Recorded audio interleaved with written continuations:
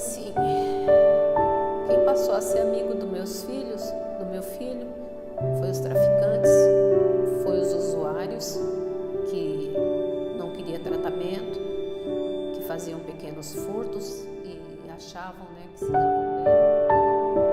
E usaram a ingenuidade do meu filho para fazer a mesma coisa, para fazer pequenos furtos. Deram cocaína para o meu filho. E aí foi quando a coisa piorou.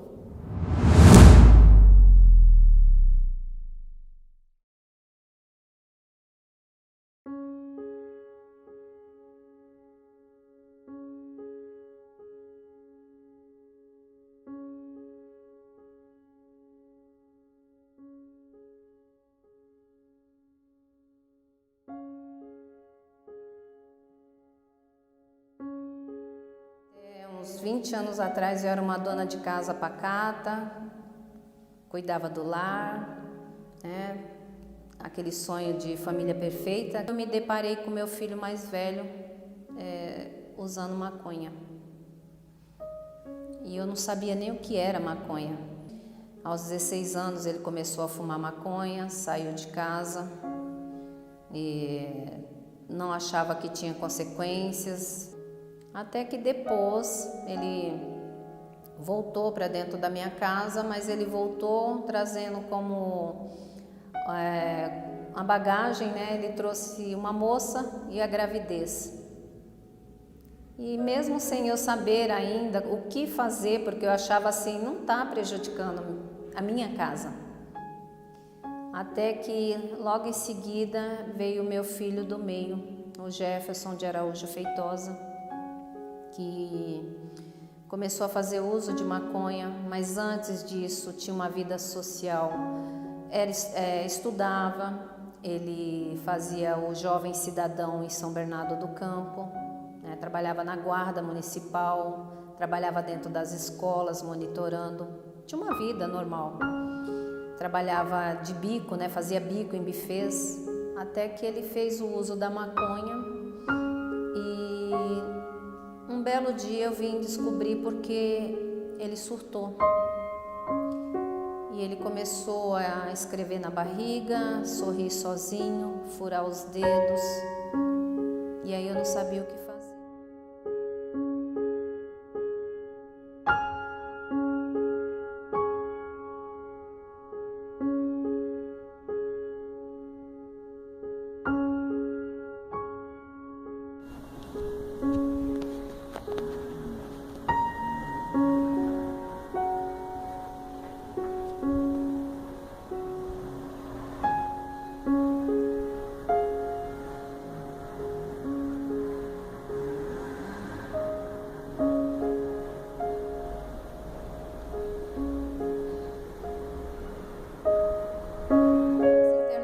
Comecei a pesquisar sobre a doença, do uso da maconha, o que causava. E vim a descobrir assim que a maconha também traz aquela comorbidade, que é uma esquizofrenia, no caso, que foi adquirida pelo meu filho, após uso.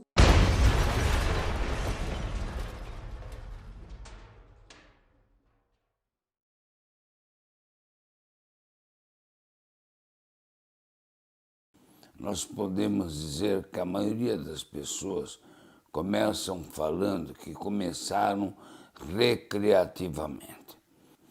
A consequência principal da maconha são os primeiros transtornos de personalidade que levam a pessoa a usar maconha pela inadaptação que a pessoa tem com a realidade.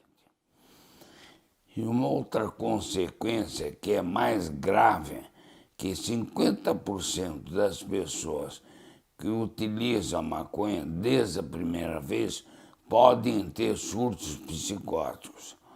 Em geral, dura um mês. E na outra vez que eles utilizam, pode se tornar uma esquizofrenia crônica. Daí não tem mais tratamento.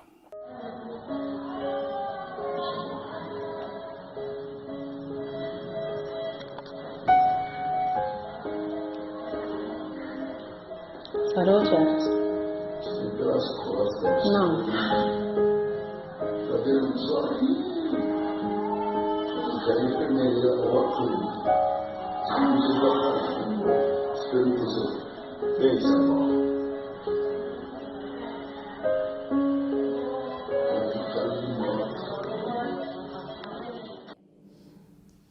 E aí começou as internações, e numa dessas internações ele foi diagnosticado com a esquizofrenia, e que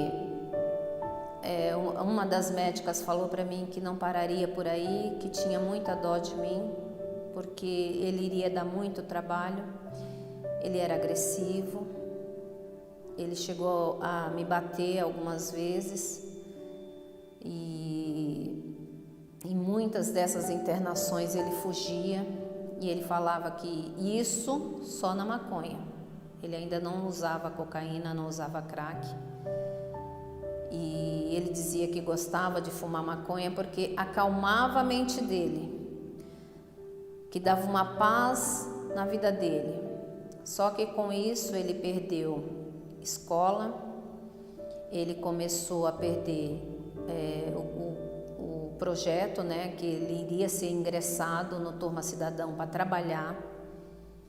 Ele começou a perder os bicos de buffet e as oportunidades, sem contar que ele já não era mais a mesma pessoa, já não estava mais centrada, toda a conversa que a gente tinha com ele já se mantinha afastado, porque eu escutei muitas pessoas falar para mim que isso aí não influenciava em nada, que muita gente fuma maconha por anos e anos e não acontece nada. Acontece, ao longo dos anos acontece.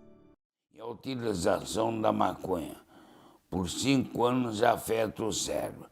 Por 10 anos nós vemos verdadeiras fibroses do cérebro. Fibrose quer dizer uma cicatrização, como de uma ferida. Então a pessoa começa a ficar, começa a queimar neurônios, ela começa a ficar com dificuldades na concentração, na memória, no comportamento, que as pessoas começam a ter. E quando sofre um surto psicótico, elas saem da realidade. Não só quando fumam. Mesmo que não fume mais, elas saem da realidade, começam a delirar, ter sintomas persecutórios. Então a maconha não é uma droga, só porque ela é considerada ilícita.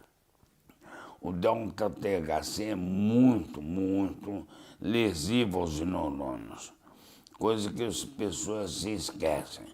Mas a maioria das pessoas que tiveram esses sintomas, sejam esquizofreniformes ou esquizofrênicos mesmo em surto, eles não voltam para falar que a maconha que ocasionou isso. Que eles dizem, não, continuam usando. Eles só não sabem o prejuízo que eles estão sofrendo. E com 40, 45 anos, por essas lesões, eles já estão com o cérebro envelhecido. Ou seja, é como se tivessem 60, 70 anos, porque as funções cognitivas cerebrais, elas já são deficientes. Se isso não se associar a outras drogas, que ainda são mais prejudiciais e mais rápidas para acabarem com o cérebro. Aí foi o fim de tudo mesmo na minha vida, foi quando ele começou a usar o crack. E muitas vezes ele falava assim que ele queria amenizar as vozes na cabeça dele, porque começou com a maconha. O surto começou com a maconha. E ele já dizia que ele ouvia vozes mandando ele fazer coisas más. E ele tinha que obedecer essas vozes, porque senão aquilo não parava de atormentá-lo. E ele falava até que ele fazia uso de drogas que era para ver se adormecia aquelas vozes dentro dele. Algumas vezes me empurraram para fora dos hospitais com meu filho. E eu dizia assim que a mim podiam me escorraçar, mas meu filho não, porque meu filho precisava de tratamento. E muitas vezes eu cheguei a ouvir que o tratamento quem tinha que fazer era eu. Eu adquiri um câncer de estômago. Quando eu recebi o diagnóstico, meu filho estava no uso do crack. E eu cheguei a falar para o médico, né? Era um câncer que o médico não me deu esperança nenhuma. Foi um câncer raro que não daria na minha idade, né? Em 2011. E ele falou para mim que iria abrir e provavelmente fechar. E eu falei para ele, o senhor faça o que tem de fazer. Primeiramente, Deus sabe o que faz. Mas faça de tudo para me trazer de volta, que eu vou atrás do meu filho. Eu perdi essa batalha. Há um ano, exatamente no Dia das Mães do ano passado, eu recebi a notícia do meu filho, que ele havia falecido. Meu filho deu entrada com problema nos brônquios e dependência química. Não foi contido. E uma pessoa em crise, em surto, ela tem que ser contida, porque ela põe em risco a vida de outros dentro desse hospital. Meu filho já tinha quadros de fuga, né, de evasão de todos os lugares, muitos BOs. E meu filho fugiu, e meu filho no dia seguinte, ele usou pedra, ele usou uma bombinha para poder respirar e ele veio a falecer.